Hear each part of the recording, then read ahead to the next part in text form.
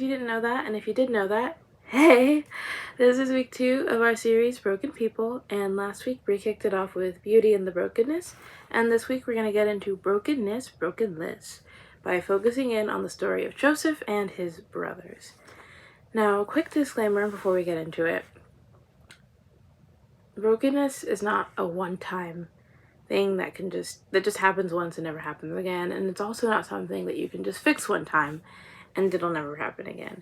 It's a continuous effort and a continuous process, and it's pretty common, and we're all broken in our own ways. But because we are all broken, that means none of us are alone, and you have plenty of people ready to walk through it with you. Walking hands. All right. So my first point is that brokenness is not timed. If you've ever broken an arm or something, let's say, you are not going to the doctor and saying, put a cast on me and then tomorrow I'll take it off and everything will be okay. Because that's just not how it works. You have to wait that 4 to 6 weeks, go back and check it back up and, get your cast taken off, make sure that everything healed properly. And if it didn't, go through a whole nother process. Like, it takes time. And just like physical brokenness, our inward brokenness is the same. And it's something that takes time to heal, something that takes time to grow from. And sometimes it's a continuous process, and you have to continuously check up on yourself and make sure that you're doing well. If we look at Genesis 37:2, it says, "This is the account of Jacob's family line. Joseph, a young man of 17, was tending the flocks with his brothers, the sons of Bilhah and the sons of Zilpah, his father's wives, and he brought their father a bad report about them." So that means that at the start of the story, Joseph is 17. And I know a lot of you are way younger than 17. And some of you guys that are going to watch this are way older than 17. But 17 is pretty young. And we know, once we dive more into this, we know that Joseph is broken from a pretty young age because he does not have a good relationship with his brothers. They all hate him. And so for it to start that young is, pretty sad. But I mean, we all get broken at various times in our lives. And so there's no age limit on when you can start or end or anything like that. And if we look at Genesis 41:46, we see that Joseph was 30 years old when he entered the service of Pharaoh, king of Egypt. And Joseph went out from Pharaoh's presence and traveled throughout Egypt. And so that's a 13-year gap. And a lot of brokenness occurs between that. There's a whole bunch more stuff that happens after that. And he's having to endure brokenness from those ages. So like I said, there's no age limit, there's no minimum, there's no maximum. Brokenness occurs at any and every age. And that wasn't even the end of his story. And so it's okay. It happens and you will grow from it. But there's no way to say that it has to stop super soon or it can't go past this time, because Joseph experienced brokenness for at least 13 years. And that kind of leads me into my next point, actually, that brokenness is not the end.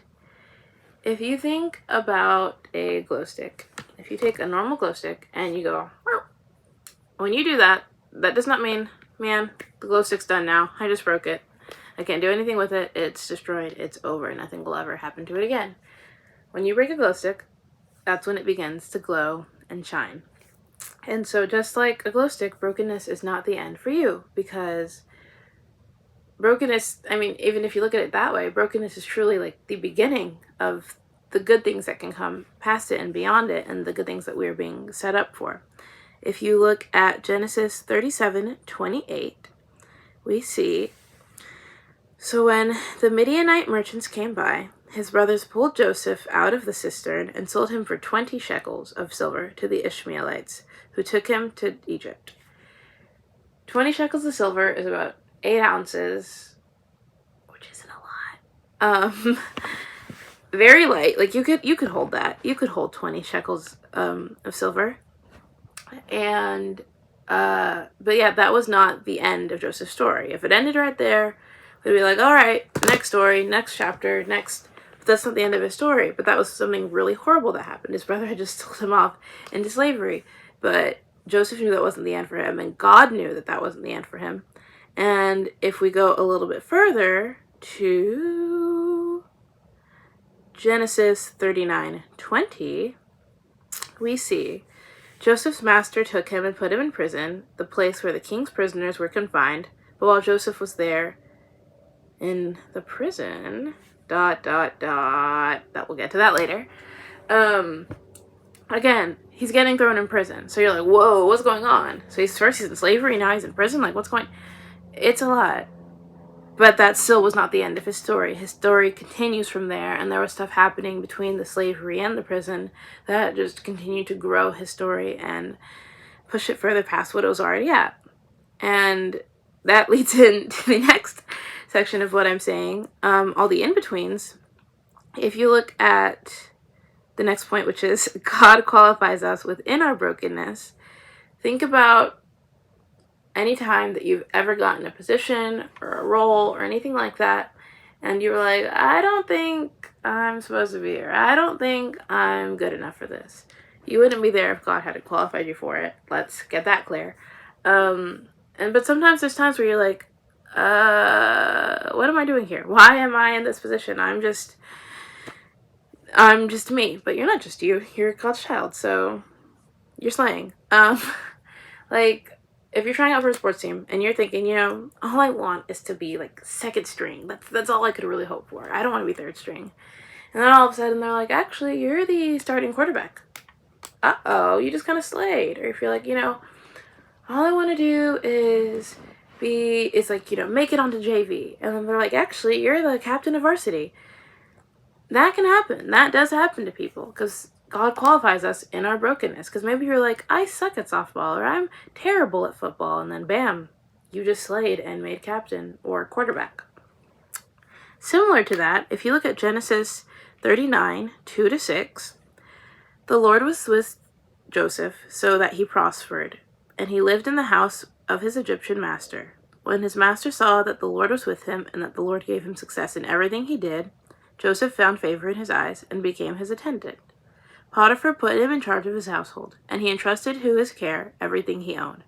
From the time he put him in charge of his household and of all that he owned, the Lord blessed the household of the Egyptian because of Joseph. The blessing of the Lord was on everything Potiphar had, both in the house and in the field. So Potiphar left everything he had in Joseph's care, with Joseph in charge. He did not concern himself with anything except the food he ate. Now Joseph was well built and handsome. ... which we will get to in a second. Yeah. So he was more than qualified for the position that God actually ended up putting him in. And we're like, how did he get there? What's going on? What's he doing? And Joseph's like, I don't know. Because this is after he's been sold into slavery at this point. He was sold into slavery, and he was put in this guy's house. He was sold to this guy's house.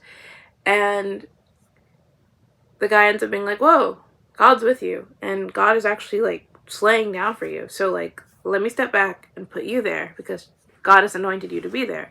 And, I mean, at the beginning of the story, Joseph is doing shepherd stuff. He's with the pastures with his brothers. He's flocking and stuff. So he's not inherently qualified to do this by normal standards, but God qualified and anointed him into that position.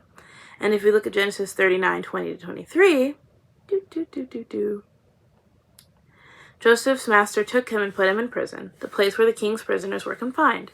But while Joseph was in the prison, the Lord was with him. He showed him kindness and granted him favor in the eyes of the prison warden. So the warden put Joseph in charge of all those held in the prison, and he was made responsible for all that was done there. The warden paid no attention to anything under Joseph's care, because the Lord was with Joseph and gave him success in whatever he did. And so you can see, in both of those situations, he's sold off into slavery. But then, bam, he's put in charge of his master's household. And then, he's thrown into prison, but then, bam, he's put in charge of the prison. And only God could have qualified him for those things, because God has blessed him and anointed him and set him forth to do all those things. And I really want you guys to like go ahead and read and see what happens in the rest of the story, but mini tiny baby, spoiler alert, he's put in those positions and eventually gets out. He gets out of prison, and he gets out of the slavery, and he actually ends up working for the Pharaoh, like I said, when he was 30, and he is able to actually make way for the rest of his family to survive a great famine. And if none of that had happened, it would have never ended up that way. And so that has to just be God. And that brokenness all led up to him being able to save his family and himself from starvation. Now, some action steps. 1. Reflect on any brokenness that you have overcome already. Like, look back and think about all those times you're like, oh, my life is over. Reflect on it and give thanks to God for it. Praise him and genuinely be grateful for him helping you through those times. And because without him, it would be very hard to get past those broken times. Number 2, reflect on brokenness that you are experiencing right now and bring it to God. I don't care if you pray it, if you sing it out to him, if you're thinking it but still praying basically. But bring your brokenness now to God. All he wants to do is hear you, and he wants to help you, and he wants you to listen to him, and he wants you to get through your brokenness as well. He's not going to keep you there. He didn't keep Joseph in slavery. He didn't keep Joseph in prison. He brought him out into where he needed to be. He took the broken one and he brought him up, and he will do the same thing for you. And your 3rd action step is to pray for someone else. Like I said at the beginning, everybody is broken. We all go through this. Even if you don't know exactly what their battle is, pray for them still, and just pray over their healing and that their brokenness would be revealed to them in a better light to God, and how that can sufficiently help them. All right.